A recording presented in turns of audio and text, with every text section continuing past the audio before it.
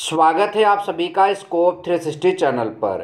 1000 plus बहुविकल्पी प्रश्नों की श्रृंखला जो हमारी CUET 2022 की प्रिपरेशन के लिए चलाई जा रही है, यह डोमेन हिस्ट्री की है। ठीक है, आप यदि BA कोर्स करना चाहते हैं AU यूनिवर्सिटी से या फिर उस यूनिवर्सिटी से जहां पर हिस्ट्री डोमेन में मतलब कि अनिवार्य है, तो आपके लिए हमारी वीडियोस काफ़ी हेल्पफुल होंगी। यह आप जो है 1000 प्रश्नों की श्रृंखला का तीसरा वीडियो है और यह इस वीडियो में जो हम पाठ शामिल किए हैं उस पाठ का नाम है बंधुत्व, जाति तथा वर्ग। ठीक है, और इससे रिलेटेड तकरीबन 20 इंपॉर्टेंट प्रश्नों को हमने यहाँ सेलेक्ट किया है जो आपके वहाँ एंट्रेंस एग्जाम में इससे 1-2 प्रश्न तो आपसे पूछे ही जाएंगे। ठीक है, तो ये बात ध्यान दीजिए। अभी हम आपको पार्ट वाइज क्वेश्चन पूरा करा रहे हैं। जब पार्ट पूरे खत्म हो जाएंगे तो मैं मिसलेनियस कराऊंगा, पूरे पार्ट से लेकर क्वेश्चन बनाकर आपको इंपॉर्टेंट क्वेश्चन कराऊंगा। ठीक है, टोटल क्वेश्चन आपको 1000 के आसपास हमारे चैनल पर मिलेंगे। ठीक है, यदि PDF चाहते हैं इस वीडियो का तो चैनल हमारे मतलब स्कोप 360 चैनल पर जाकर वहां से इसका PDF भी आप डाउनलोड कर सकते हैं। ठीक है, चलिए वीडियो की करते हैं शुरुआत। तो पहला प्रश्न हमारे सामने है यहाँ पर, महाभारत के युद्ध को क्या कहा गया है? ऑप्शन ए हमारा है धर्म युद्ध, ऑप्शन बी हमारा है गृह युद्ध, ऑप्शन सी हमारा है शीत युद्ध और ऑप्शन डी हमारा है इनमें से कोई नहीं। तो जो महाभारत का युद्ध है वो एक धर्म युद्ध कहलाता है, सबको पता होना चाहिए। ठीक है, इसमें जो है इसे हम क्या बोलते हैं? धर्म युद्ध, याद रखिएगा। ठीक है, तो अगला हमारा क्वेश्चन है, महाभारत की रचना में लगभग कितने वर्ष लगे? आपका जो महाभारत है उसको उसके रचना में कितने वर्ष लगे? 2000 वर्ष लगे ऑप्शन ए के अनुसार, कि आपका 1800 वर्ष लगे ऑप्शन बी के अनुसार, कि आपका 1000 वर्ष लगे ऑप्शन सी के अनुसार, कि आपका जो है 1500 वर्ष लगे ऑप्शन मतलब कि डी के अनुसार। तो इसका सही जवाब होगा आपका ऑप्शन नंबर सी, 1000 वर्ष जो है महाभारत के निर्माण में लगे हैं। ठीक है, ध्यान दीजिए इसको रचना करने में। ठीक, तो इन 2 प्रश्नों का आंसर मालूम हो गया। चलिए आगे के और प्रश्नों को जल्दी से देखते हैं। हमारे पास अगले प्रश्न है यहाँ पर कि निम्न में से किस भाषा के ग्रंथ को आधिकारिक माना जाता है? मतलब हमारे पास यहाँ 4 भाषाएं हैं, पाली, प्राकृत, तमिल और संस्कृत। इनमें से कौन सी ऐसी भाषा है जिसको हम आधिकारिक मानते हैं? ठीक है, तो जो हमारा सही जवाब हो जाएगा वो हो जाएगा इस प्रश्न का संस्कृत। संस्कृत एक आधिकारिक भाषा माना जाता है। नंबर नेक्स्ट हमारा है, एकलव्य निम्न में से किस सामाजिक समुदाय से संबंधित है? आप सब लोग एकलव्य के बारे में जानते ही होंगे। ठीक है, अगर आप महाभारत के बारे में पढ़ाई किए हैं, थोड़ी बहुत जानकारी महाभारत की रखते हैं, तो आपको एकलव्य का नाम तो ज़रूर पता होगा। तो ये एकलव्य जो थे वो कौन से मतलब कि क्या कहते हैं समुदाय से थे?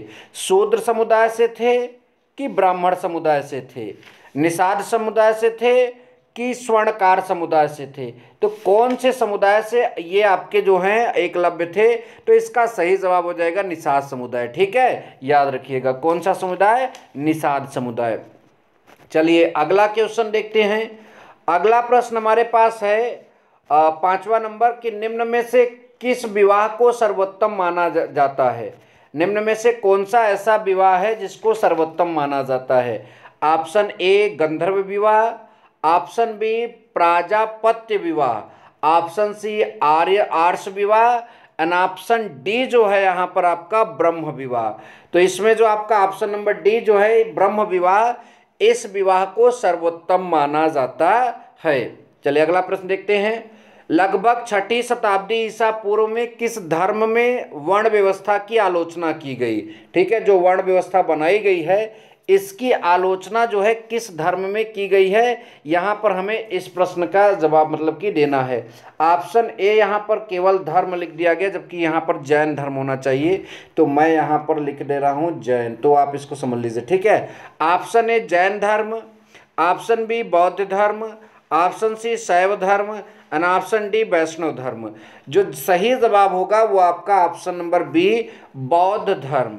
बौद्ध धर्म जो है वर्ण व्यवस्था की क्या करता है, आलोचना करता है। ये बात आप सब लोग ध्यान दीजिए, ठीक है। और जो वर्ण व्यवस्था को मानने वाले होते हैं वो बौद्ध धर्म में उतना विश्वास नहीं करते हैं, वरना बौद्ध धर्म भी एक बहुत अच्छा धर्म है। ये बात आप सब लोग ध्यान दीजिएगा, ठीक। चलिए अगला क्वेश्चन देखते हैं। अगला क्वेश्चन हमारा 7वां नंबर है कि मंदसौर अभिलेख में किस श्रेणी का उल्लेख किया गया है। जो मंदसौर अभिलेख है इसमें किस श्रेणी का उल्लेख किया गया है। ऑप्शन ए बुनकरों का, ऑप्शन बी शिल्पकारों का, ऑप्शन सी दासों का एंड ऑप्शन डी स्वर्णकारों का। तो हमारे पास यहाँ पर 4 ऑप्शन है, कौन सा ऑप्शन सही होगा, तो ये ध्यान दीजिएगा बुनकर जो है आपका पहला नंबर ऑप्शन यही सही हो जाएगा। बुनकरों का जो है मंदसौर अभिलेख में मतलब कि मंदसौर अभिलेख में इस श्रेणी का उल्लेख किया गया है। नंबर नेक्स्ट, निम्न में से किस ग्रंथ में वर्ण व्यवस्था का उल्लेख मिलता है। कौन सा ऐसा ग्रंथ है जिसमें वर्ण व्यवस्था का उल्लेख मिलता है। रामायण, महाभारत, मनुस्मृति एंड ऋग्वेद। तो ये आप ध्यान दीजिए, ऋग्वेद में जो है वर्ण व्यवस्था का उल्लेख मिलता है। याद और याद रखिएगा, ठीक। चलिए अगला प्रश्न देखते हैं। अगला प्रश्न है, भगवत गीता सबसे महत्वपूर्ण उपदेशात्मक अंश है।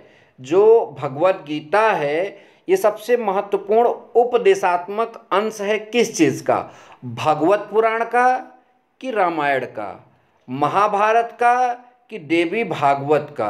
तो इसका सही जवाब होगा महाभारत का। जो भगवत पुराण है वह जो है महाभारत का उपदेशात्मक अंश है। नेक्स्ट प्रश्न हमारा है, महाभारत के रचयिता हैं कृष्ण, व्यास, विदुर, अर्जुन। 4 ऑप्शन है। तो आप सबको पता है कि वेद व्यास जो हैं महाभारत के क्या हैं, रचयिता हैं, ठीक। चलिए अगला देखते हैं, आगे वाले प्रश्नों को जल्दी से देखते हैं। रामायण के रचयिता हैं, तो ये तो बहुत सरल है, आप सबको पता होना चाहिए। रामायण के रचयिता की बात करें तो इसका सही जवाब हो जाएगा वाल्मीकि। सवाल यहाँ पर तुलसीदास पर भी जाता है और कुछ लोग कंफ्यूज होते हैं। देखिए तुलसीदास जो है वो रामचरितमानस की रचना किए हैं। किसकी रचना किए हैं, रामचरितमानस की रचना किए हैं। तो तुलसीदास जो है वो रामायण के रचयिता नहीं है, वो रामचरितमानस के रचयिता हैं। इस प्रश्न में जो सही जवाब होगा वो आपका वाल्मीकि ही होगा, ठीक। अगला है, मृच्छकटिकम के रचनाकार हैं। तो मृच्छकटिकम के रचनाकार कौन है। ऑप्शन ए के अनुसार भवभूति, ऑप्शन बी के अनुसार विशाख दत्त, और ऑप्शन सी के अनुसार शूद्रक, एंड ऑप्शन डी के अनुसार गुप्त, विष्णुगुप्त। तो सही जवाब वो यहाँ पर हो जाएगा शूद्रक जो हैं ये मृच्छकटिकम के रचनाकार हैं, ठीक। आई होप कि ये वाला भी आपको समझ में आ गया। चलिए नेक्स्ट देखते हैं, हिडिंबा निम्न में से किसकी पत्नी थी। हिडिंबा जो है वो निम्न में से किसकी पत्नी थी। अर्जुन, युधिष्ठिर, भीम, सहदेव, ठीक। अर्जुन, युधिष्ठिर, भीम, सहदेव, इनमें से हिडिंबा किसकी पत्नी थी। तो सही जवाब हो जाएगा हिडिंबा जो थी वो इनमें से भीम की पत्नी थी। किनकी पत्नी थी, भीम की पत्नी थी हिडिंबा, ठीक। ध्यान दीजिए। अगला, मातंग जातक, ठीक, किस भाषा में लिखी गई है। मतलब जातक कथाएं होती हैं, आपने सुना होगा कई जातक कथाएं, तो इसमें एक जातक कथा है मातंग। यह किस भाषा में लिखी गई है, प्राकृति, पाली, संस्कृति, हिंदी। यह ऑप्शन है हमारे पास। तो सही जवाब हो जाएगा ये पाली भाषा में मातंग जातक कथा लिखी गई है, ठीक है। ध्यान दीजिएगा। अगला देखते हैं। अगला है, माँ जिस्म निकाय ग्रंथ की रचना किस भाषा में की गई है। तो इस प्रश्न का भी सही जवाब आपका वही होगा जो पिछले वाले में था। मतलब कि यहाँ पर भी पाली शब्द ही, पाली भाषा यहाँ पर भी आपका सही जवाब बनकर आ रही है। नंबर नेक्स्ट प्रश्न है, पुरातत्ववेत्ता जो हैं ... ने मेरठ जिले के हस्तिनापुर नामक गांव में खुदाई करवाई। मतलब यहाँ पर ऐसे कौन से व्यक्ति आएंगे जो मेरठ जिले में जो है हस्तिनापुर नामक गांव में खुदाई करवाई थी। बीबी लाल, स्मिथ, फर्ग्यूसन, दयाराम साहनी। तो इसका सही जवाब आपका निकल कर आएगा बीबी लाल ने यहाँ पर खुदाई करवाई थी।